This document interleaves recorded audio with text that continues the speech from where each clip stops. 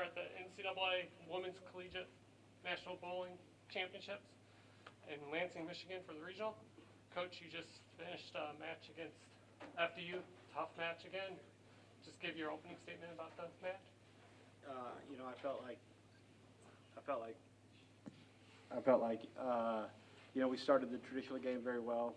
First 5 or 6 frames, we threw a lot of strikes, sort of set the tone in that regard.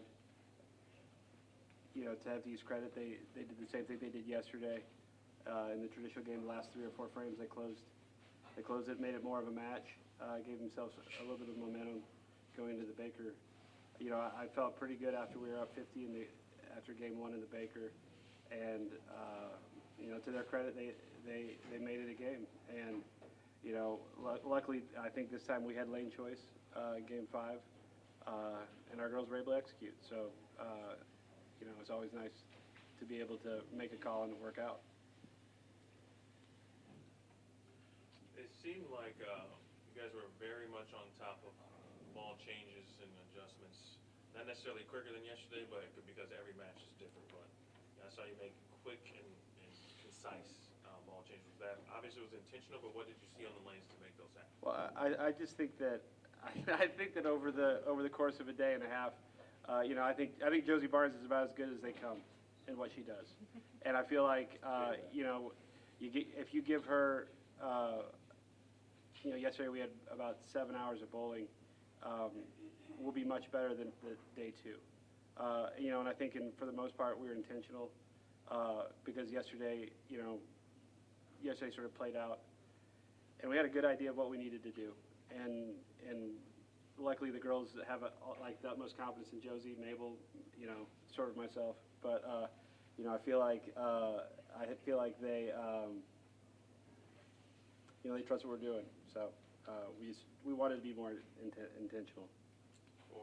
For Izzy, yesterday, really both days, you've been talking about obviously just the team as a whole and what you guys are capable of, and I think every player truly played a role in that match. Yeah.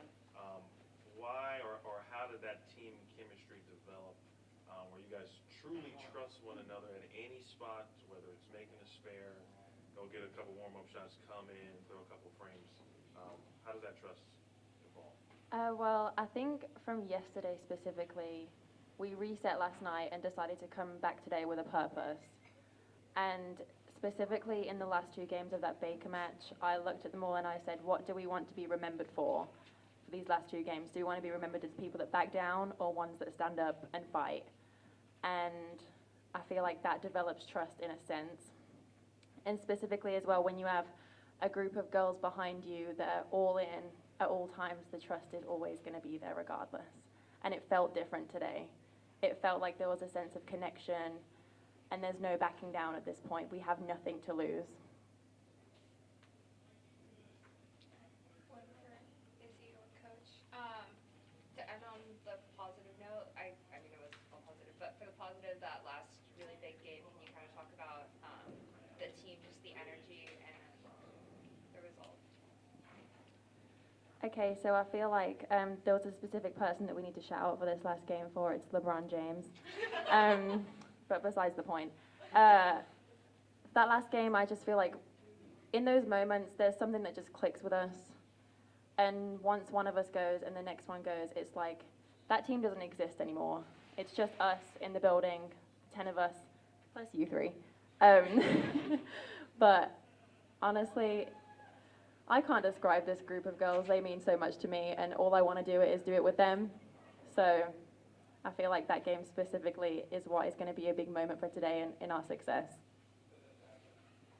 To sort of go back to your question about everybody playing a role, we spend the entire year trying to get 10 people ready to play because we don't really know which 5 is going to be the ones that do the job.